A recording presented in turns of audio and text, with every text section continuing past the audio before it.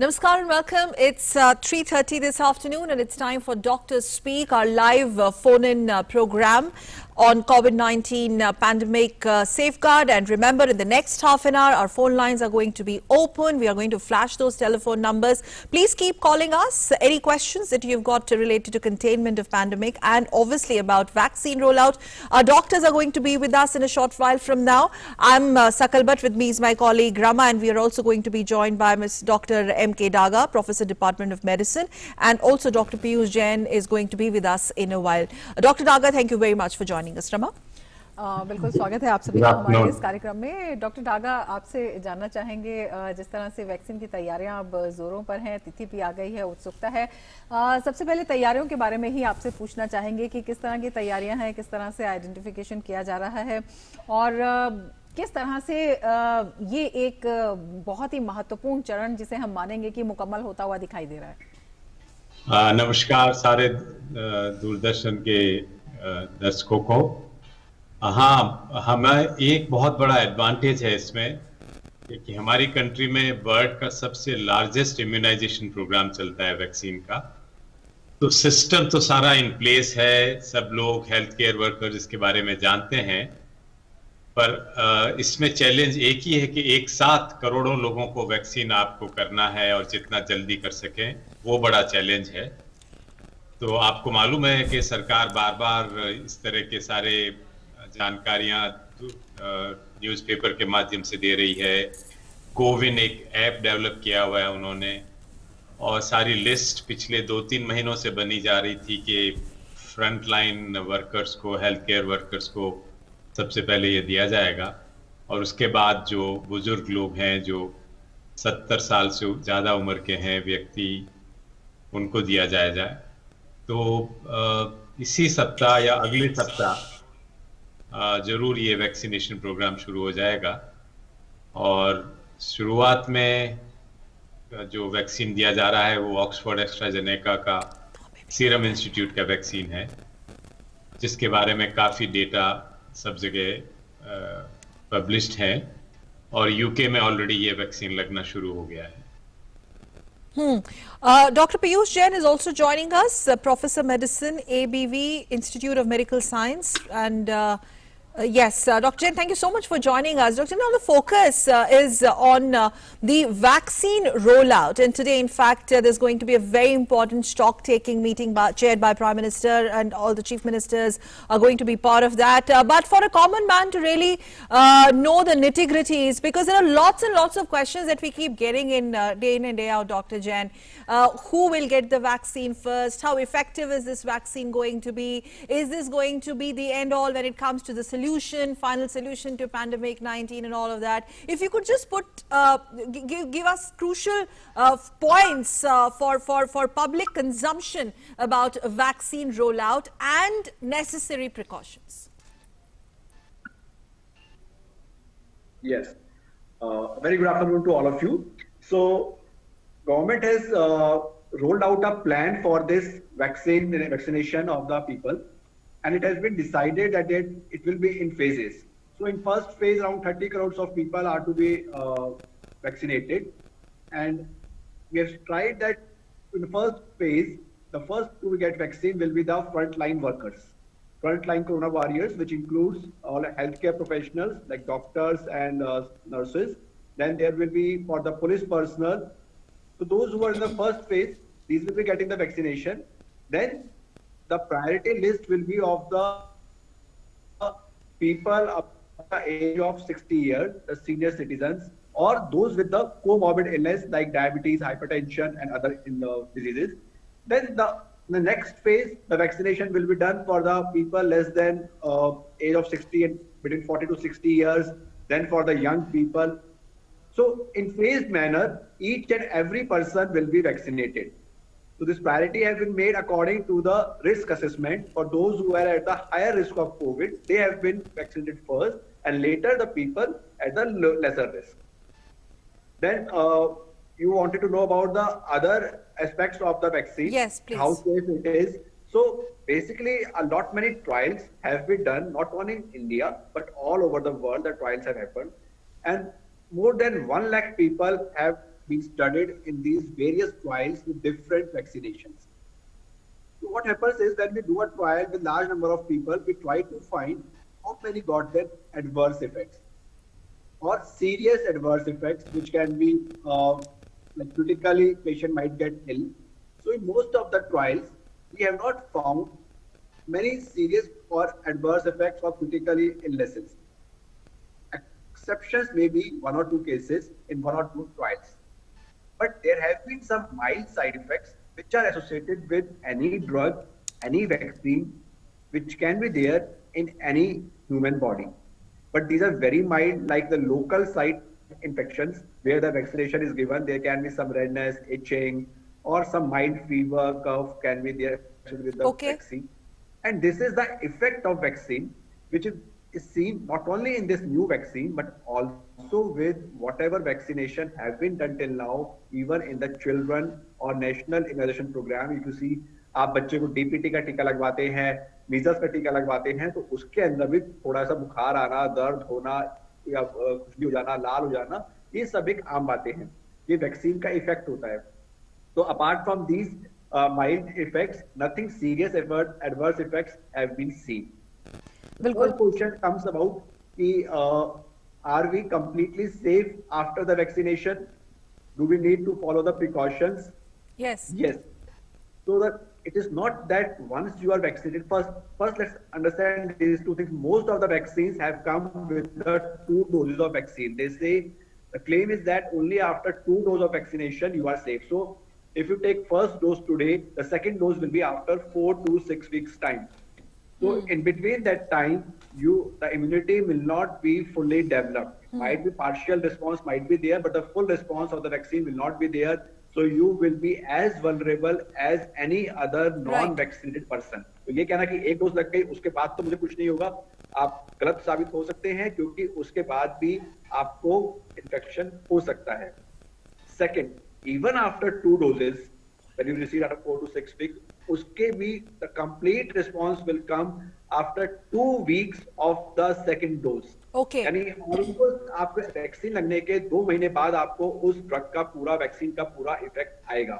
तो again till that period we have to follow all the precautions, all the methods that we have been following for last 1 year to protect ourselves. So basically, in nutshell, Dr. Jain, vaccination doesn't mean that we are free from COVID pandemic. Perhaps we cannot afford to go off guard.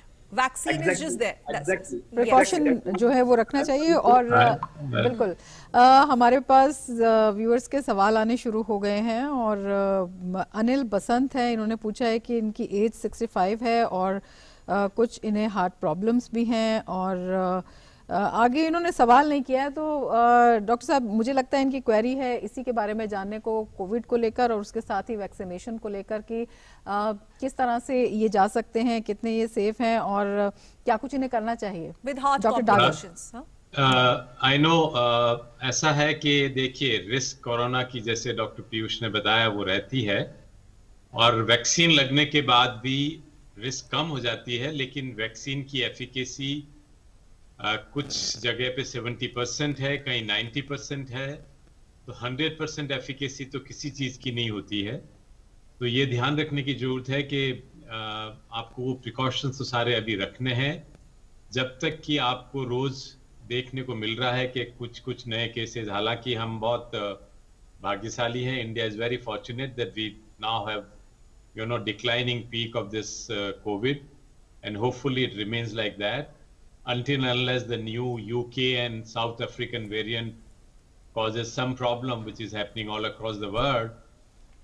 We have to be very careful. तो आपको तो precaution सारा रखना है. जरूरत है तो बाहर जाइए, मास्क पहनिए, keep distance of 2 meters and keep washing your hands. That is very important. And once vaccine is available, you in this category, you should take vaccination without any doubt in your mind that it is going to be producing problems to you.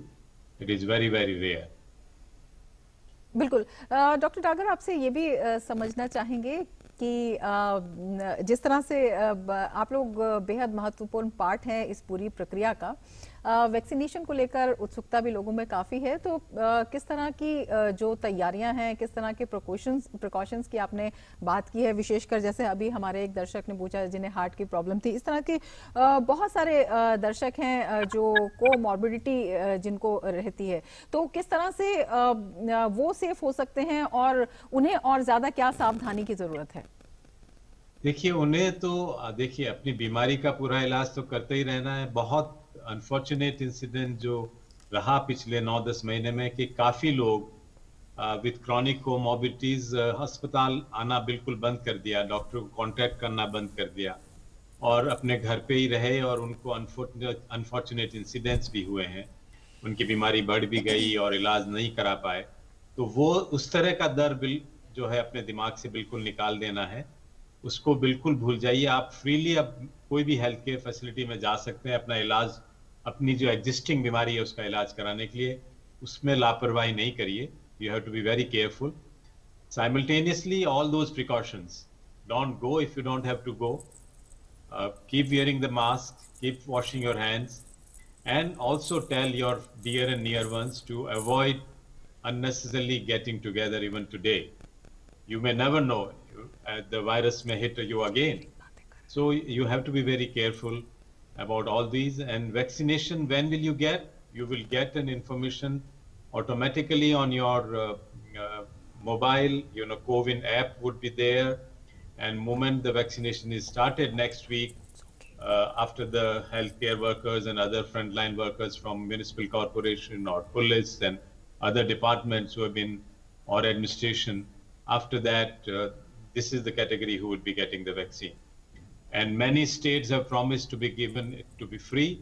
So if you are in Delhi, most likely Delhi government is planning to give it free to all the citizens. So you'll get it free. Doctor Jain, आपके पास मैं आना चाहूंगी। Vaccine का जो पूरा ये the news is very reassuring, but at the same time vaccine को लेके काफी मिसकंसेप्शंस, साइड इफेक्ट्स को लेके काफी मिसकंसेप्शंस है। We don't have to get misled by the fake news and misinformation. Doctor Jain, अगर वैक्सीन के साइड इफेक्ट्स को लेके आप थोड़ा सा हमारे दर्शकों को बताएं, अगर है तो किस तरीके के साइड इफेक्ट्स होंगे? जैसे अभी मैंने पहले भी बताया आपको कि कभी भी कोई भी दवाई होती है, human body is a dynamic body. Her organism की बॉडी एक डिफरेंट होती है। तो किसी बॉडी ह्यूमन के अंदर कुछ माइल्ड साइड इफेक्ट्स हो जाते हैं किसी भी दवाई से। मैं विटामिन बी के इंजेक्शन लगवाता हूं, मुझे कोई दिक्कत नहीं होती है, कोई और दूसरा लगवाता है, उसे हल्का सा रिएक्शन हो सकता है। तो इसी तरह से वैक्सीन के साथ है, इसको बहुत लार्ज नंबर पे ट्रायल किया गया है, बहुत सारे लोगों में, करीब 1 लाख से ज्यादा लोगों को दिया गया है वैक्सीन अभी तक। उसके अंदर कोई भी प्रकार का मेजर साइड इफेक्ट नहीं देखा गया है। मेजर साइड इफेक्ट यानी कि जब उसको क्रिटिकल हो जाए कंडीशन या ऐसे बहुत बीमारी बढ़ जाए, ऐसा अभी तक कुछ नहीं देखा गया है।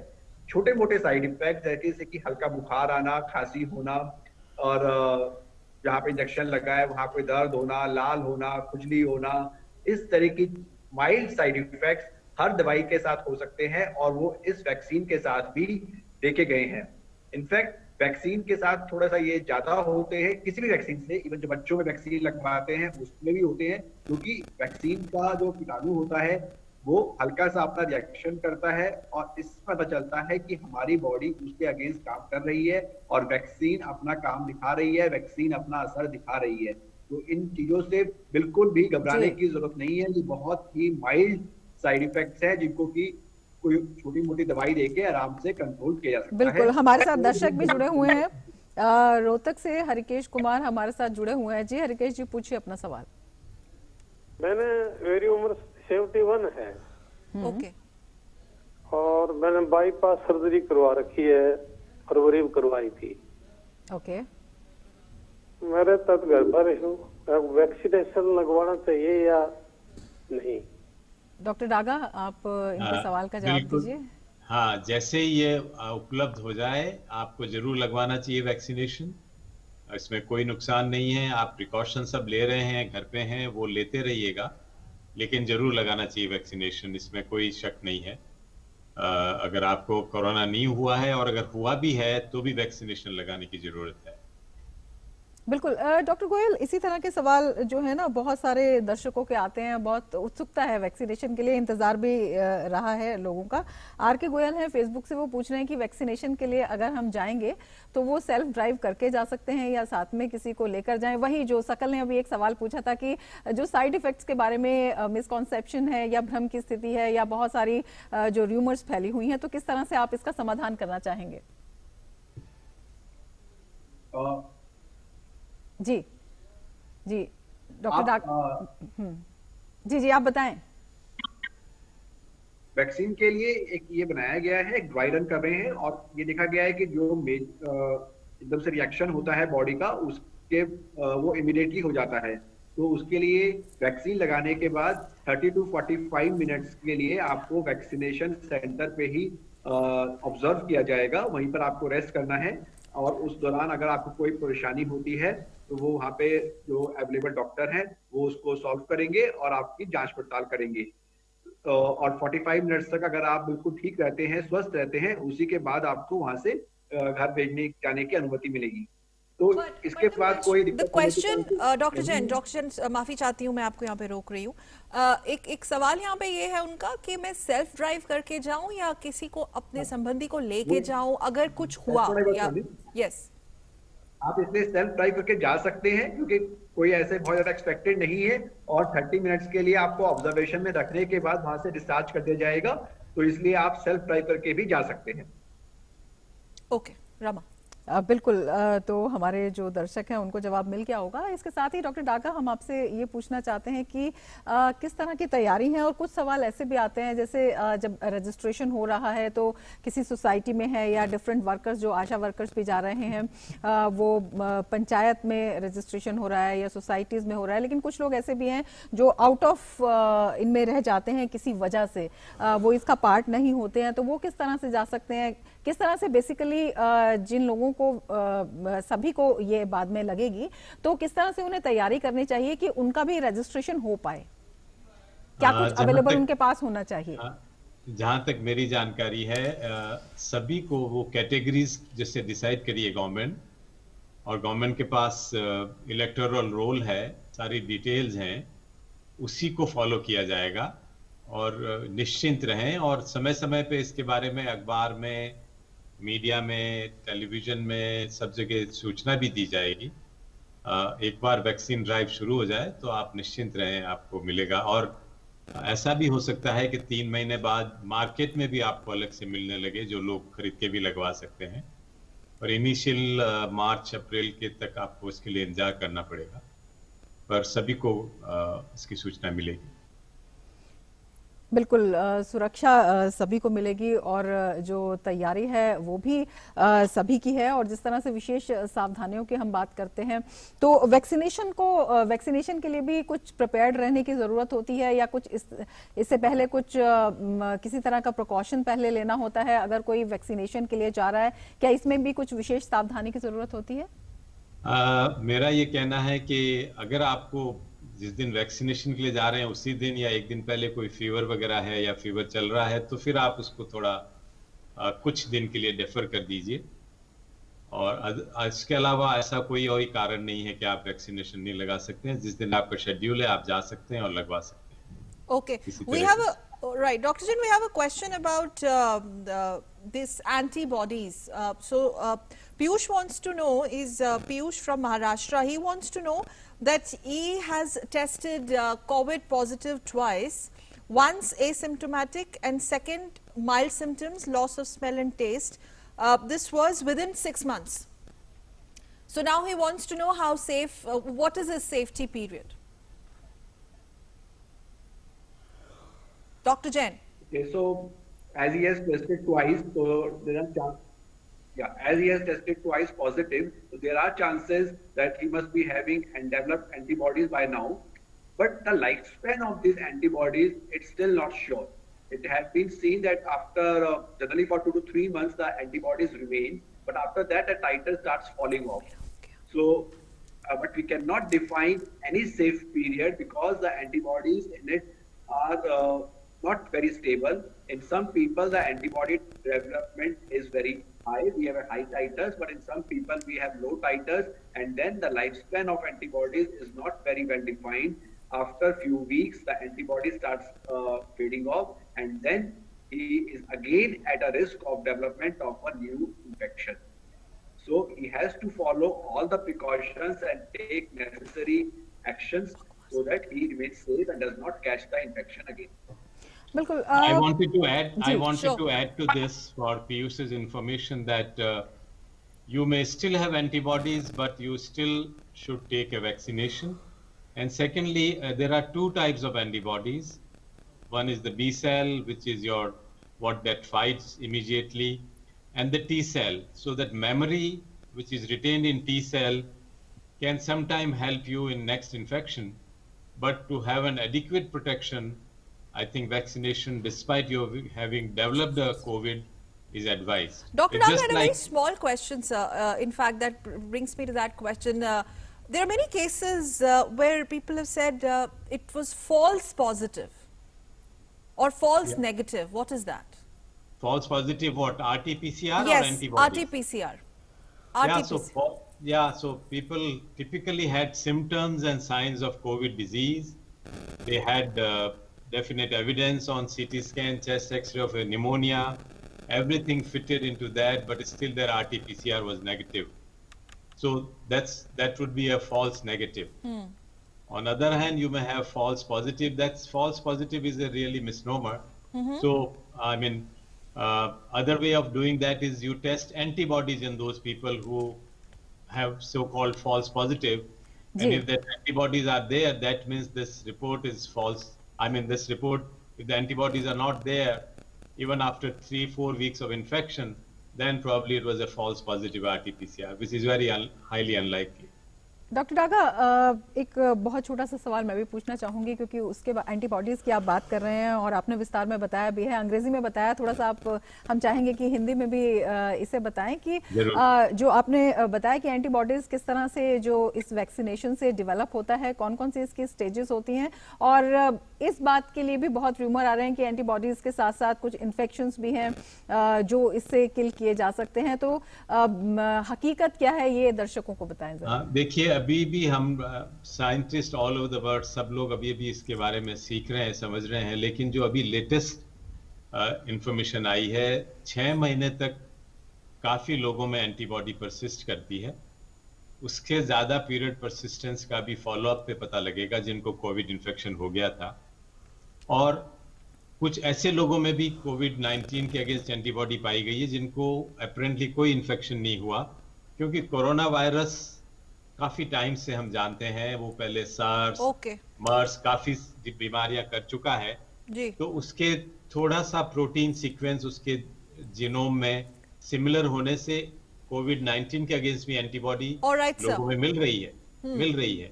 और ये कॉमन कोल्ड जैसा होता है, कोरोना वैसा ही करता है ज्यादातर। ये एक सीवियर फॉर्म है कोविड-19 जो हम सफर कर रहे हैं अभी, और ये एक तरह का पेंडेमिक है। तो इसलिए आपको ये समझने की जरूरत है कि अभी भी बचाव और प्रोटेक्शन बहुत जरूरी है जी, और ध्यान रखने की जरूरत है, और वैक्सीनेशन जरूर लेना है। हालांकि वैक्सीनेशन के बारे में काफी जी, डॉक्टर डागा जी, बिल्कुल उन पर ध्यान नहीं देना। questions actually, there are lots of questions and there will be lots of questions, and for that viewers you have Dr. Speak Your Foreign Show. Thank you very much Dr. Daga for joining us, and also Dr. Piyush Jain for joining us on this edition of Dr. Speak, and we say goodbye. बिल्कुल, और जाने से पहले यही कहना चाहेंगे कि किसी भी तरह की भ्रम में आने की जरूरत नहीं है, टीकाकरण जरूर कराएं, लेकिन उसके साथ ही सावधानी भी बनाए रखें और डीडी न्यूज देखते रहें। इसके साथ ही दीजिए इजाजत, नमस्कार।